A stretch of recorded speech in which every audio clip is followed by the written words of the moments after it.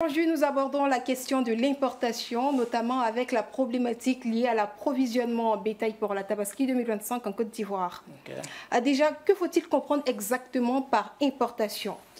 Alors, importation, c'est une opération de commerce international qui consiste pour les agents économiques d'un pays A, par exemple, à acheter des biens et services dans un pays B.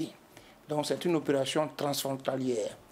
Voilà. Et l'importation est générée par l'impossibilité de trouver des biens et services en quantité, en qualité et en prix désirés par les agents économiques dans le pays. Donc, puisqu'ils ne peuvent pas trouver les biens dont ils ont besoin, comme je disais, dans les qualités, dans la quantité qu'il faut, ils vont l'acheter ailleurs dans un autre pays. C'est cela qu'on appelle donc l'importation. Comment se fait justement l'importation du bétail, particulièrement celle du mouton en Côte d'Ivoire? Alors, comme je viens de vous l'indiquer, l'importation naît du gap qu'il y a entre la production et la consommation. Or, selon les dernières informations données par le ministre des Ressources animales et halieutiques, voilà, il semble que la consommation ivoirienne serait de 300 000 et 350 000 têtes de bétail par an. Et la Côte d'Ivoire ne produit que 70% donc de cette demande-là. Donc évidemment, il y a un gap, on y revient. Et donc, c'est ce gap-là qui va être donc comblé par les importations en provenance des pays du Sahel, particulièrement. Donc voilà comment la raison pour laquelle il y a donc importation des bétails en Côte d'Ivoire, particulièrement au moment de la Tabaski, où le pic de consommation monte jusqu'à 120 000 têtes. Alors donc, normalement, ce commerce-là se faisait de manière assez fluide depuis le Niger, qui est le principal pays fournisseur, le Burkina Faso, et puis par le nord de la Côte d'Ivoire, Ouagadougou, et on descend jusqu'à Abidjan. Voilà. Mais il se trouve que depuis un bon moment, quand même, ces pays-là traversent une période de turbulence, avec l'insécurité. Donc, ce qui fait que le circuit que je viens de décrire a été légèrement modifié. Et vous voyez bien que maintenant, les commerçants vont descendre par le Ghana et par le sud de la Côte d'Ivoire pour approvisionner donc la Côte d'Ivoire. Donc voilà aujourd'hui donc la configuration de ce commerce. Donc quand le bétail arrive à Abidjan par exemple, à l'origine il était parqué donc à l'abattoir de Port-Boué. Mais évidemment avec les embouteillages que cela crée, il a fallu donc diversifier. C'est ainsi que plusieurs sites ont été créés donc à part le site de Port-Boué. Nous avons donc les sites à Djamé, à Bobo, etc., etc. Donc, voilà, si vous voulez un peu comment se fait donc les importations et le commerce donc, du bétail en Côte d'Ivoire. Le trajet des bêtes a des influences sur le prix lors de ces différentes transactions. Oui, disons que les prix, bon, alors, globalement, un mouton de 20 kilos, il se négocie entre 70 maximum 100 000 francs CFA. Donc ça, c'est en situation normale. Mais qu'est-ce qui pourrait expliquer justement la hausse des prix constatée cette année? Parce que l'année dernière, pour acheter une bête on pouvait acheter une bête à 150 000 francs par exemple, mais cette année, tu n'as pas 250 000 francs. C'est pas possible d'avoir une tête. Oui, effectivement. Alors, on peut trouver deux raisons. D'accord. Voyez-vous. La première? Alors, voyez-vous, on peut trouver deux raisons. La première, je dirais, c'est une raison structurelle. Voilà.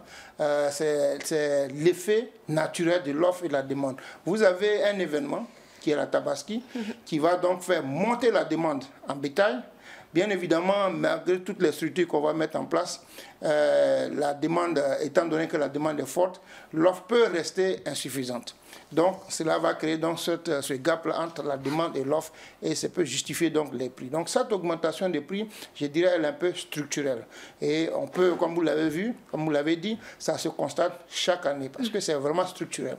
Ensuite, il y a la deuxième raison qui est, je le mentionnais tantôt, la question de l'insécurité dans le nord, dans les pays au nord de la Côte d'Ivoire, particulièrement dans les zones de production, du bétail. Notamment dans les pays Peul, au Burkina, au Mali et au Niger. Donc, Voyez-vous, donc cette perturbation va créer plusieurs sous-effets. Premièrement, vous avez le changement de l'itinéraire. Voilà, donc on essaie de sécuriser plus ou moins les bêtes en passant par le Ghana.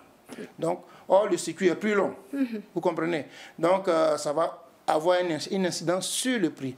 Ensuite, vous avez, maintenant, ce circuit-là, on va créer un dysfonctionnement. Parce que les populations du nord de la Côte d'Ivoire, qui recevaient en premier donc, le bétail, aujourd'hui, va certainement recevoir le bétail en dernière position, puisque le bétail passe par Abidjan. Et donc, la remontée du bétail donc, sur le nord, cela aussi va à un coût additionnel. Et donc, cela va également influer donc, sur le prix. Et puis, vous avez le dernier élément, c'est un élément officiel, le décret officiel d'interdiction d'exportation donc signé par les autorités du Niger. Et c'est là pour la deuxième année consécutive. Donc, vous voyez bien que tous ces dysfonctionnements font que l'offre devient insuffisante. Et donc, il y a cette pression de la demande. Et donc, évidemment, vous allez avoir donc, une montée des prix. L'offre est insuffisante au moment où la demande est extraordinairement. Alors, Absolument. Quelles peuvent être les solutions pour réguler justement les prix pour les consommateurs, pour la bonne célébration de cette fête de Tabaski? Oui, nous souhaitons en tout cas aux consommateurs de bien fêter. Mais bon. Pour bien fêter comment? Voilà, oui, effectivement, il faut trouver des solutions. C'est cela. Bon, alors, je pense qu'il y a deux acteurs en réalité qui sont très importants donc, dans cette opération de réduction des prix. Il y a le consommateur lui-même. Effectivement. Oui. Alors, le consommateur peut anticiper. En quoi faisant? Mais en achetant son mouton peut-être un mois, quelques semaines. Vous l'aurez compris, pour acheter, voilà. Pour pouvoir avoir une bête à la célébration de la Tabaski, il faut acheter rapidement. Voilà, il faut acheter plus tôt, parce que lorsque vous achetez dans le dernier période, vous tombez dans l'entonnoir d'événements. Et donc l'entonnoir, c'est restreint. Et comme on l'a dit tout à l'heure, la pression, donc la demande sur l'offre, donc va générer donc la hausse des prix. Donc il faut éventuellement acheter plus tôt. Ça, c'est l'élément que peut maîtriser le consommateur. Ce message, il est bien passé. Merci. Acheter tôt son mouton à l'approche de la Tabaski. Voilà. Et le deuxième élément, évidemment, c'est le rôle de l'État. Je pense qu'il y a beaucoup de, effectivement, avec le dysfonctionnement du circuit de distribution, il y a beaucoup de goulots d'étranglement qui vont effectivement avoir lieu. Et donc, il reviendra donc au gouvernement d'organiser tout cela. Je crois que le ministre en a parlé la dernière fois. Bon, j'espère que ça le fait. Ensuite, il y a aussi disons, les taxes municipales qui sont créées à l'occasion de la vente de moutons. Parce qu'effectivement, les moutons sont vendus sur des parcs aménagés, sur des espaces aménagés pour l'occasion. Et donc, cela crée des taxes nouvelles pour cette occasion. Donc, il faudra gérer cela pour que bon, les prix également puissent baisser. Ensuite, il y a évidemment, on a dit tout à l'heure, il y a le transport, mais il y a aussi de manière structurelle ce qu'on peut voir, parce que la réalité est que le problème de l'insécurité au nord de la Côte d'Ivoire, enfin dans le nord, dans le pays limitrophe, situé au nord de la Côte d'Ivoire, n'est pas encore résolu. Donc il faudra diversifier ses fournisseurs. Voilà. Il faudra diversifier ses fournisseurs. Je crois qu'il y a des tentatives qui sont menées dans ce sens-là, mais c'est ce qu'il faut faire en attendant d'avoir une autre solution. Donc il faut diversifier les fournisseurs et puis, bon, évidemment, naturellement, augmenter la production. Voilà, on peut augmenter la production en insérant, les jeunes dans le secteur de l'élevage, en leur fournissant des opportunités de financement adaptées, etc. etc. Donc c'est tous ces éléments-là mis ensemble qui peuvent permettre donc d'augmenter l'offre.